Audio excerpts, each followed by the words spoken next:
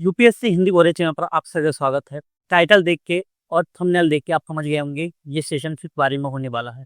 और ये सिर्फ हम बेसिक जानकारी नहीं जानेंगे। ये सीरीज हमने जो स्टार्ट की थी 2026 के लिए, उसमें हम महत्वपूर्ण सीरीज ऐसे ही लेके जाएंगे जो कि करंट अफेयर में है, स्टैटिक में है और जो पीवाईक्यू में मिक्स होके आ रहे हैं। उन टॉपिक्स को हम कवर करने वाले हैं और कवर करने के बाद हम आपको इंश्योर करते हैं कि 2026 के फिल्म के पेपर के दिन आप उन क्वेश्चन को एग्जाम हॉल में देखेंगे और हम इसका प्रूफ दे सकते हैं। हमने 2025 में ये करके दिखाया है और हम 2026 में भी यही करने वाले हैं। तो बस पेशेंस के साथ सभी क्लासेस को शेड्यूल तरीके से सीरियसनेस के साथ उनको फॉलो करते रहिए, रिवीजन करते रहिए। बाकी हमारा गाइडेंस आप सभी के साथ है। फिल्म्स के लिए करंट अफेयर्स क्लास अलग होती हैं, लेकिन हम थीमेटिक टॉपिक्स की क्लासेस यूट्यूब पर भी रखेंगे, जिससे कि सभी अभ्यर्थी हो क्या उनमें समावेशी रूप से उस शिक्षा का प्रसार हो जो कि जरूरी है आपके 2026 के फिल्म्स के लिए। अब हम आगे लेके चलते हैं इसको। इस सेशन में है क्या, ये रहा पहला आपका क्या कॉन्सेप्ट। कॉन्सेप्ट का मतलब क्या है यहाँ पे सीरियस मतलब हो जाता है कि देखिए मैं आपको एक कॉन्सेप्ट बताने वाला हूँ। यहाँ पर सीधा सा है और बहुत सरल है, लेकिन यूपीएससी का जो डिमांड होता है उसको समझने के लिए बहुत जरूरी होता है। अब ये होने क्या वाला है उसको हम देखते हैं। सबसे पहले आपके सामने ये क्या है, ये करंट अफेयर्स लेना है, ठीक है। सेकंड आपका पीवाईक्यू है, तीसरा आपका स्टैटिक पार्ट है। अब ये तीनों मैंने यहाँ पे क्यों लिखे हुए हैं, अगर आप यूपीएससी प्रीलिम्स की टेंडेंसी देखेंगे, उसकी लगातार 5 या 7 साल का या 10 साल का आप उसका एनालिसिस करेंगे, तो आप ये एक चीज पाएंगे, यूपीएससी के जो पेपर सेट करने वाले होते हैं वो ऐसे ही नहीं कहीं से उठा के आपके किसी भी सोर्स से आपसे क्वेश्चन पूछते हैं। ऐसा नहीं होता है। क्वेश्चंस यूपीएससी के वहीं से सेट होते हैं अगर वो करंट अफेयर की न्यूज हेडलाइंस में रहे और उसी को लेके वो थीम पूछते हैं, यानी वो उसका स्टैटिक पार्ट पूछते हैं और साथ में उसके पीवाईक्यू बेसिस पर पूछते हैं।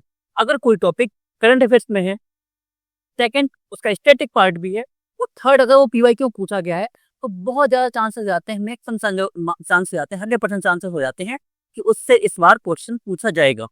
ठीक है, तो ऐसा ही टॉपिक्स कई सारे हैं और ऐसा ही टॉपिक्स अब निकल के आया है इथेनॉल को।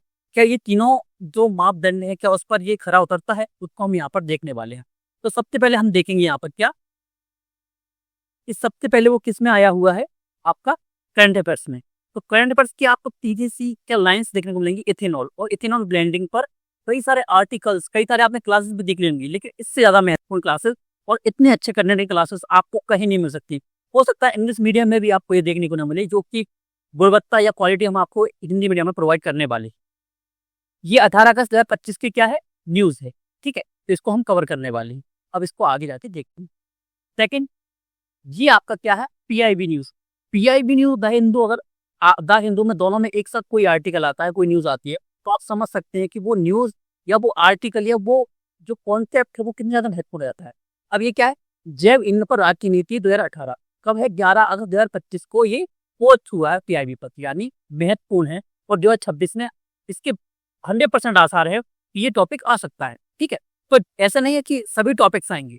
हम अगर 100-200 टॉपिक्स बताएंगे तो हो सकता है 20-30 क्वेश्चन वहां से आपके डायरेक्ट लिया जाए, और 20-30 क्वेश्चन मतलब होता है कि आपका सिलेक्शन हो जाएगा, ठीक है। तो यकीन मान के चलिए हम आपसे पूरा प्रयास करेंगे और प्रेडिक्ट करके बताएंगे, और प्रेडिक्शन सही साबित हुआ, क्योंकि 2025 में सही साबित हुआ था और 26 में भी सही साबित करके हम बताएंगे, क्योंकि हमारा जो प्रेडिक्शन है वो हवाई नहीं है, हम उसके पीछे प्रूफ लेके चलते हैं। प्रूफ क्या है, हम पीआईबी की जो न्यूज है उसको कवर करते हैं, हम द हिंदू की न्यूज को कवर करते हैं, हम इंडियन एक्सप्रेस की न्यूज को कवर करते हैं, हम पीवाईक्यू को पोस्टमार्टम करते हैं, पूरा पीवाईक्यू को पूरा एनालिसिस करते हैं, प्लस स्टैटिक को एनसीईआरटी से देखते हैं। उसके बाद कोई कॉन्सेप्ट या आपके सामने जो प्रस्तुति हम उसकी करते हैं। अब इसको आगे लेके चलते हैं। ये रहा आपका करंट अफेयर्स। अब मैं आपको पूछता हूँ, क्या इससे क्या पीवाईक्यू पूछे गए हैं? अगर आपको याद हो तो अच्छा है, अगर ना याद हो तो आप यहाँ देख सकते हैं, फ्यूल सेल्स, फ्यूल ईंधन वाली बात आ गई। कहाँ पे लिखा है ये लिखा है ईंधन का। और एक चीज आप ये समझ लीजिए, अगर आपको कहीं भी ईंधन पढ़ने को मिलता है तो उसको बहुत अच्छे से कवर कीजिएगा, क्योंकि प्रीलिम्स की हमेशा थीम रही है कि ईंधन से क्वेश्चन यूपीएससी में बार बार आते हैं, हर साल आते हैं, और हो सकता है एक साल में 2 क्वेश्चन पूछे जाए। ये 2015 क्वेश्चन से, और आपका जैव डीजल, जैव ईंधन, ठीक है, ये 2015 का, ये 2014 का, आप देख सकते हैं ऐसे। अब नेक्स्ट चलते हैं हम। नेक्स्ट है हमारा 2023 का पेपर, और ऐसा नहीं है कि हमने बीच के जो ईयर्स छोड़े उसमें क्वेश्चंस नहीं पूछे गए, हम आपको सिर्फ प्रूफ देने के लिए बताया है कि हाँ पीवाईक्यू की ये थीम रही है और अब 2026 में इससे क्वेश्चन पूछा जा सकता है। अब ये आपका ईंधन के रूप में, ठीक है। और हाइड्रोजन ईंधन प्रकोष्ठ, और अगर हाइड्रोजन ईंधन के बारे में बात हो रही तो बहुत ज्यादा महत्वपूर्ण हो जाता है। और ये आपका क्या है, भट्टी तेल, फर्नेस ऑयल, किससे रिलेटेड है ये, ईंधन से रिलेटेड है। आगे चलिए आप और देखते हैं क्वेश्चंस। ये आपका जैव ईंधन की राष्ट्रीय नीति के अनुसार 2018 की नीति से डायरेक्ट क्वेश्चन आया है 2020 में ये। तो क्या अगर इथेनॉल 20% अगर हमने मिलाया है डीजल में तो क्या क्वेश्चन नहीं आएगा? बिल्कुल, बहुत ज्यादा पॉसिबिलिटी है कि यहाँ से क्वेश्चन आएगा। ये 2020 का क्वेश्चन देख लीजिए, क्या क्या लिखा है यहाँ पे, जीवाश्म ईंधन, यानी ईंधन की थीम बहुत इंपोर्टेंट थीम होती है। अब यहाँ से हम स्टार्ट करते हैं इथेनॉल को। ये रहा हमारा बेसिक इथेनॉल। सबसे पहले आपको ये तो पता होगा कि इथेनॉल E20 मतलब होता है कि हम 20% अब जो पेट्रोल है उसमें क्या मिलाया करेंगे, हम उसमें इथेनॉल मिलाया करेंगे। अब यहाँ पर सिर्फ इतना महत्वपूर्ण है कि सिर्फ हम उसको 20% मिलाया है। यहाँ पे महत्वपूर्ण है कि इथेनॉल के बारे में हम सब कुछ जानकारी देखें, ईंधन के बारे में सभी जानकारी देखें, और उससे कौन कौन सी पॉलिसीज हैं, कौन कौन सी योजनाएं हैं, उन सभी को कवर करें इस सेशन में। तो इथेनॉल, इसका सबसे पहले तो आपको रासायनिक सूत्र याद करना पड़ेगा, वो है C2H5OH। ठीक है, ये सबसे पहले इसकी जो क्वालिटी होती है या इसकी जो विशेषता होती है वो क्या होती है, ये रंगहीन होता है, यानी इसमें रंग नहीं होता है, ज्वलनशील होता है, यानी इसमें फ्लेमेबल होता है, यानी इसमें आग लग सकती है। इसलिए क्या है, उसमें पेट्रोल में है, क्योंकि वहां पर इंजन में ये जलता है, तभी इससे क्या होती है, एनर्जी प्रोड्यूस होती है। वाष्पशील तरल है, यानी पेट्रोल की तरह अगर इसको छोड़ दिया तो ये उड़ सकता है, जैसे वाष्पशील होता ना, तो वाष्पीकरण हो सकता है इसका। इसे एथिल एल्कोहल या साधारण भाषा में एल्कोहल भी कहते हैं, यानी कभी कभी कहीं कहीं क्या होता है, इसको एल्कोहल के रूप में भी यूज किया जाता है। अब यहाँ पे एक चीज समझिए, अब आपके माइंड में आओ, क्या सर बहुत सारे लोग इसको पी भी सकते हैं? हाँ, जो इथेनॉल होता है वो दो टाइप्स का होता है। जो बाजार में पेंट वगैरह में यूज किया जाता है, जो कलर पेंट वगैरह होते हैं ना, वॉल करने के, दीवार रंगाई पुताई के लिए होते हैं, उनमें ऐसे तत्व मिलाए जाते हैं जो कि विषाक्त होते हैं। इथेनॉल होता है उसमें, लेकिन वो विषाक्त होता है, तो उसको यूज नहीं कर सकते। बाकी एक इथेनॉल ऐसा होता है कि उसको अगर लिमिट में पिए जाए तो वो आपका एल्कोहल का यूज करते हैं, जैसे जो शराब पीते हैं वो इथेनॉल यूज कर सकते हैं। यहाँ पे दो टाइप्स हैं, ये गलती मत कीजिएगा कि दोनों एक ही हैं तो उसको भी पी सकते हैं, ऐसा नहीं है। अब ये रिन्यूएबल बायोफ्यूल है, ठीक है, नवीकरणीय है, शुगर और स्टार्च युक्त फसलों से बनता है। ये आपको पता होगा पहले से, या ना पता हो तो देख लीजिए। गन्ने से बनता है, मक्की से बनता है, ज्वार से बनता है, चावल से बनता है। लास्ट जो मैं करंट अफेयर्स की क्लास ली थी, मैंने उसमें ये चीजें बताई थी, लेकिन इसमें मैं पूरा टॉपिक को खोल के रख देने वाला हूँ कि अगर क्वेश्चन कहीं से भी आ जाए, सॉरी, कोर एरिया से, थीम से, कहीं से भी क्वेश्चन आ जाए तो वो क्वेश्चन आपका क्या यहाँ से पूरा सही हो जाएगा। अब इथेनॉल C2H ये हमने कर दिया। भारत का लक्ष्य क्या है, 20% ब्लेंडिंग करना है 2025 तक। पहले जो लक्ष्य था वो कब तक था, 2030 तक। अब आगे खिसकाया गया है। अब एक चीज सुनिएगा, यहाँ पे लिखा गया है, और PIB में एग्जैक्ट यही लिखा गया था कि उसको आगे बढ़ाया गया है। तो आगे बढ़ाने का मतलब तो ये था कि 2030 से हम उसको 2035 तक ले जाते, लेकिन नहीं, लक्ष्य को आगे बढ़ाया है, यानी उस लक्ष्य को हमको जल्दी करना पड़ेगा, प्रोसेस को तेज कर किया है हमने। तो 2030 से उसको 2025 में लाए हैं हम, ठीक है। अब उसके पीछे कई सारे कारण हो सकते हैं। मेन कारण आप सभी को पता है गवर्नमेंट का, कि एक निखिल गडकरी नाम की एक व्यक्ति हैं, जो कि एक बहुत बड़े कैबिनेट मिनिस्टर हैं हमारे, उनके लड़के हैं, उनकी 17 करोड़ की कंपनी, आप जाके देख सकते हैं, गूगल पे चेक कर सकते हैं। ये हमारे मतलब की नहीं है, मतलब की है भी और नहीं भी है। अगर यूपीएससी प्रीलिम्स के क्वेश्चंस के अकॉर्डिंग देखोगे तो मतलब की नहीं है, अगर एक नागरिक की भांति देखोगे तो ये इंपोर्टेंट है। 17 करोड़ की कंपनी, उनकी 500 करोड़ से ऊपर की पहुंच चुकी है सिर्फ एक साल के अंदर। इतनी ज्यादा ग्रोथ हर किसी कंपनी में देखने को मिलती। जब विदेशी लोग कहना है कि हमारी डेड इकोनॉमी है, वहां एक कंपनी इतनी ज्यादा ग्रोथ कर रही है। तो E20 और उनकी जो कंपनी है वो इथेनॉल प्रोड्यूस करती है। अब आप समझ सकते हो क्या हुआ है, ठीक है। और मतलब हमारे जो पूर्व CM थे जो केजरीवाल, उनका एक फेमस डायलॉग था जो उन्होंने विधानसभा में बोला था कि सबके सब मिले हुए हैं। तो बात यह है कि सबके सब मिले हुए हैं, वो ऐसा नहीं, कोई भला नहीं, यहाँ पे सबके सब मिले हुए हैं। अब हम अपने टॉपिक पर आते हैं। इससे जुड़ा है नेशनल बायोफ्यूल पॉलिसी 2018, जिसको 2022 में संशोधित किया गया था। 2018 में बोला था हमने कि इसको क्या करेंगे, हम इसको ले जाएंगे हम 2030 तक। फिर हमने उसको 2022 में संशोधित किया, फिर बोला हमने कि इसको 2025 में ही पूरा करने की कोशिश करेंगे। अब पूरा करने की कोशिश क्यों करेंगे, अब उसके पीछे जो लॉजिक दिए हैं गवर्नमेंट ने, या जो इसके पीछे जो कंपनियां थी उन्होंने क्या लॉजिक दिया है, जो गवर्नमेंट का बोलेंगे, गवर्नमेंट ने क्या लॉजिक दिया है, क्योंकि इथेनॉल है उससे बहुत ज्यादा फायदा है। इससे फायदा क्या होता है इथेनॉल से, सबसे पहले इथेनॉल को क्यों मिक्स किया जा रहा है आपको ये पता होना चाहिए। फर्स्ट अगर आप देखोगे तो ये पर्यावरण के प्रति क्या होता है, इसमें पर्यावरण के रूप में इसमें NOx या CO2 का बहुत कम उत्सर्जन होता है।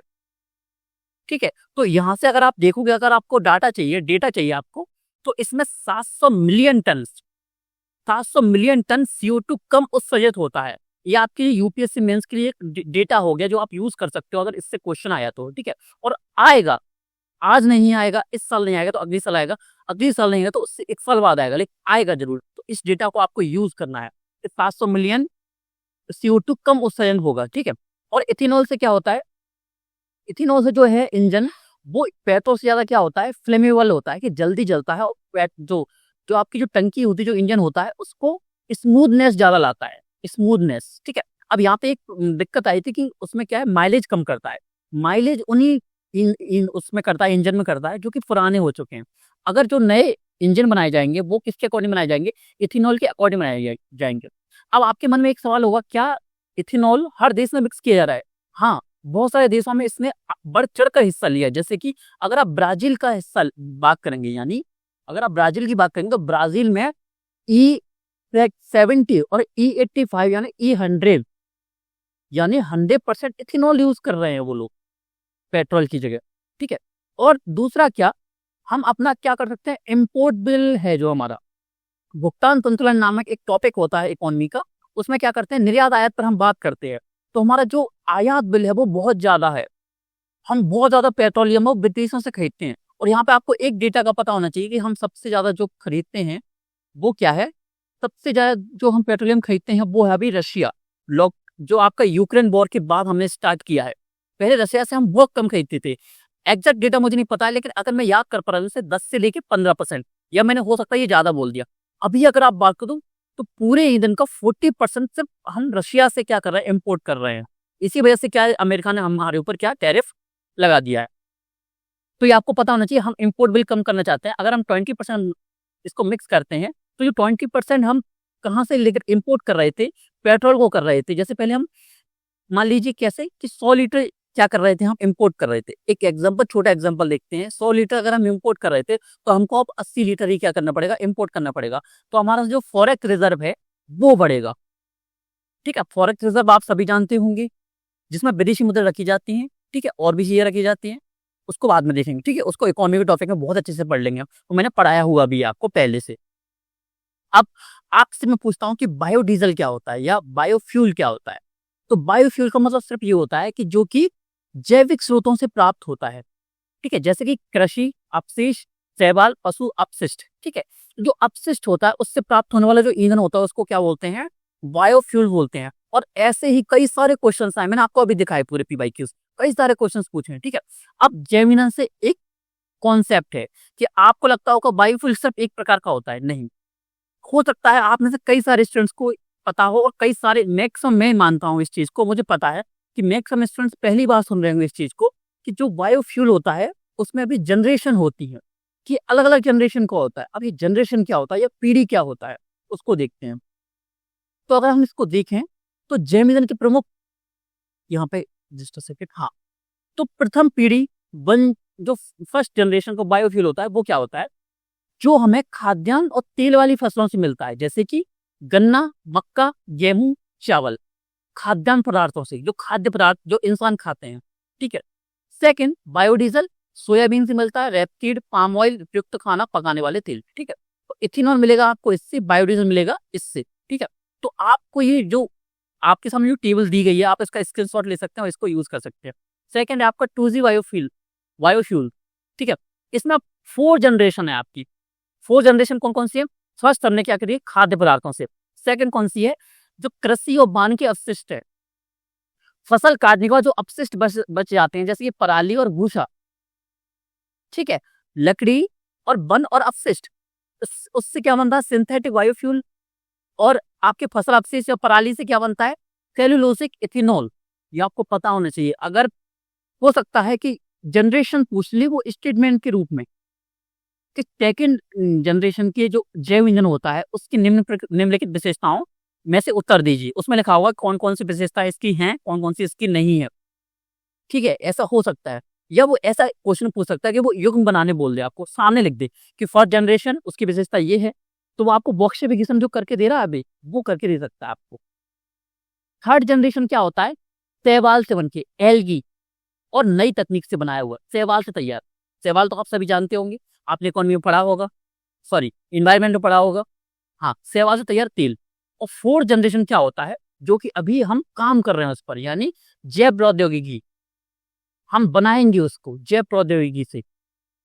और कार्बन कैप्चर आधारित ईंधन, कि हम कार्बन को कैप्चर करेंगे और उससे ईंधन बनाएंगे। कार्बन का जो धुआं होता है, उसका जो पाउडर बनता है, उससे ईंधन बनाने की कोशिश करेंगे। ठीक है, अब हम नेक्स्ट चलते हैं। ये वाला कॉन्सेप्ट हमारा हो गया। आपको पता चला होगा बहुत सारे स्टूडेंट को कि जैव ईंधन होता है वो होता क्या है, उसको भी 4 जनरेशन में बांटा गया कि 4 पीढ़ी के होते हैं। लेकिन हमारा जो प्रयास है वो हम अभी आगे देखेंगे, हमारा जो प्रयास है वो किस जनरेशन को लेके है। क्या हम 4th जनरेशन की तैयारी कर रहे हैं, या फर्स्ट की कर रहे हैं, थर्ड की या सेकंड की, वो हम इस क्लास सेशन के लास्ट में देखेंगे। तो राष्ट्रीय बायोफ्यूल नीति जो 2018 में लाई गई, ये क्या थी और 2022 में क्या संशोधन किया गया, उसको देखते हैं। उद्देश्य क्या था, 20% इथेनॉल मिश्रण करना था 2030 तक। इसको आगे बढ़ाकर कब कर दिया गया, 2025-26 तक। और जुलाई 2025 तक उपलब्धि हम प्राप्त कर चुके। इथेनॉल मिक्स कर दिया हमने 20%। ये फिक्स 20% नहीं है, आपको ये पता होना चाहिए डेटा। आप मेंस में यूज कर सकते हैं कि 19.93%, 90.93% आपका क्या इथेनॉल मिक्स किया है। एग्जैक्ट टोटल, एग्जैक्ट जो 20 नहीं है वो इतना है, लेकिन उसको ओवरऑल उसको 20% इथेनॉल बोलते हैं। अब आगे अगर हम देखें तो ये क्या है। अब आपको लगता हो कि इथेनॉल है वो एक ही तरह की चीजों से बनाया जाता है, नहीं, इसमें भी अलग अलग टाइप्स होते हैं। अब मैं आपको लग रहा होगा कि मैं थोड़ा सा ज्यादा डेप्थ में पढ़ा रहा हूँ। डेप्थ में इसलिए पढ़ाना पड़ रहा है क्योंकि ये करंट में है, पीवाईक्यू में है और आपके स्टैटिक पार्ट है। और यूपीएससी प्रीलिम्स में साइंस एंड टेक के क्वेश्चन देखोगे अगर आप, तो उसमें डेप्थ से ही क्वेश्चन पूछे जाते हैं। आपको लगता होगा ये क्वेश्चन कहाँ से पूछ लिया है, ठीक है, तो वो क्वेश्चन ऐसे ही पूछे जाते हैं। अगर आप इस तरीके से नहीं पढ़ोगे तो आपको वहां पर अटेम्प्ट करना क्वेश्चन बहुत टफ हो जाएगा, वो आपका टाइम कंज्यूम कर लेगा। और उसकी वजह से हो सकता है आपका कोई पॉलिटी या हिस्ट्री का क्वेश्चन रह जाए, जिससे हो सकता है कि 2 या 3 मार्क्स से आपका कट ऑफ कम हो जाए।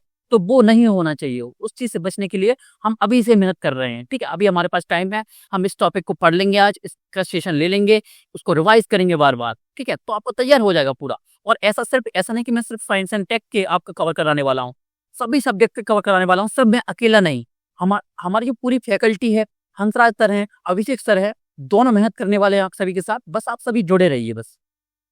अब इसकी जो सीरीज होती है कैसे, कि ये 5 टाइप्स के बनते हैं जो फीड स्टॉक होते हैं। फीड स्टॉक यानी कौन कौन से तत्व यूज करते हैं। जैसे हमको इथेनॉल बनाना है तो किस किस से बनाते हैं। सी हैवी गन्ना रस, बी हैवी गन्ना रस, अवशेष गन्ने का रस, चीनी, शक्कर के सिरप, चुकंदर, मीठा, ज्वार। इसमें सीरा भी आता है। सीरा क्या होता है, जैसे हम चीनी बनाते हैं गन्ने के रस से या गुड़ बनाते हैं, तो उससे क्या होता है, उसके अलावा भी एक्स्ट्रा जो पेय पदार्थ होता है उसको शीरा बोलते हैं। मैंने लास्ट करंट अफेयर्स क्लास में आपको बताया था। तो 5 प्रकार के फीड स्टॉक होते हैं। चीनी आधारित, स्टार्च आधारित फीड स्टॉक, बायोमास, कृषि अवशिष्ट, अपशिष्ट सामग्री और शैवाल आधारित, ठीक है। तो आप इनको देख सकते हैं। अब इसमें आपको जो समझने वाली चीज है वो है सी क्यों लिखा है यहाँ पे, बी क्यों लिखा है। ये कॉन्सेप्ट आपको पता होना चाहिए। ये कॉन्सेप्ट कैसा है कि जब आप पहली बार फिल्टर कर रहे हो, तो पहली बार में जो पेय पदार्थ आपको मिला वो उसको क्या बोलते हैं, सीरा बोलेंगे। सेकंड बार उसी जो फिल्टर की इस जो अपशिष्ट बचता है, जो पेय पदार्थ फिर से बचता है, उसमें से हमने एक पदार्थ निकाल लिया। पहले हमने उसमें से गन्ने में से शक्कर निकालनी, मान लीजिए एक प्रोसेस बता दूं आपको, उसमें से हमने शक्कर निकाल ली। उसके अलावा जो पेय पदार्थ बचा उसको हम बोलेंगे सीरा, या उसको बोलेंगे ए हैवी गन्ना रस, जो यहाँ पे लिखा हुआ है सी। ए हैवी गन्ना रस जो पहली फिल्टर में निकला है, ठीक है। अब जो बचा हुआ अपशिष्ट होगा, उसके बाद भी अपशिष्ट बचा होगा, कुछ पेय पदार्थ बचा होगा, उसको फिल्टर करेंगे तो सेकंड बार में जो निकलेगा उसको बोलेंगे बी हैवी गन्ना रस, ठीक है। और तीसरी बार में फिल्टर करके निकलेगा वो निकलेगा सी हैवी गन्ना रस, ठीक है।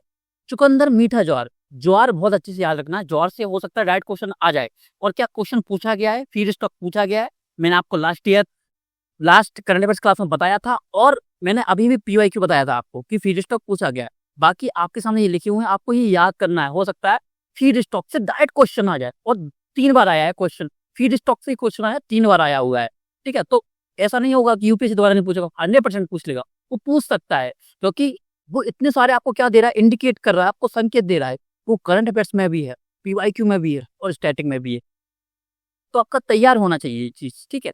अब देखते हैं हम अब पीआईबी की एक न्यूज आती है कब से, 21 जुलाई 2022 की है। तो सर क्या 3 साल पुरानी न्यूज हमारे लिए इंपोर्टेंट है? इंपोर्टेंट इसलिए नहीं है कि वो 2022 में आई थी, इंपोर्टेंट इसलिए है कि अभी ये 3 इम्पोर्टेंट है। ये है किसके बारे में? ये है हमारे किसके बारे में कि रिप्लाई क्वेश्चन टू लोकसभा। इसके बारे में अगर हम देखेंगे, अगर सेकेंड जनरेशन 2G इथेनॉल अभी हमने देखा, तो हम किसको बढ़ावा दे रहे हैं? तो हमारी एक योजना है पीएम जीवन योजना। हमारी ये जो योजना का नाम है वो क्या है? पीएम जीवन योजना। ठीक है, तो उसको देखने वाले हैं पीएम जीवन योजना आखिरकार है क्या। तो प्रधानमंत्री जीवन योजना क्या है? हमारी 2019 में स्टार्ट हुई। ठीक है, हो सकता है पॉलिसी से लेकर एक मेंस में क्वेश्चन आया कि जीवन योजना ने कैसे इथेनॉल को बढ़ावा दिया है, या 2G जो ईंधन है, जो आपका बायोफ्यूल है, उसको कैसे बढ़ावा दिया है। तो हो सकता है कि जो सिंपल पढ़ रहे हैं, स्टैटिक पढ़ रहे हैं, उनसे ये क्वेश्चन सॉल्व नहीं होगा।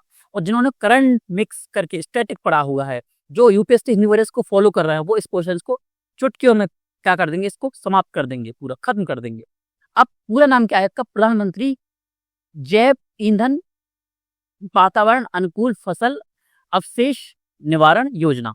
यह है पीएम जीवन योजना।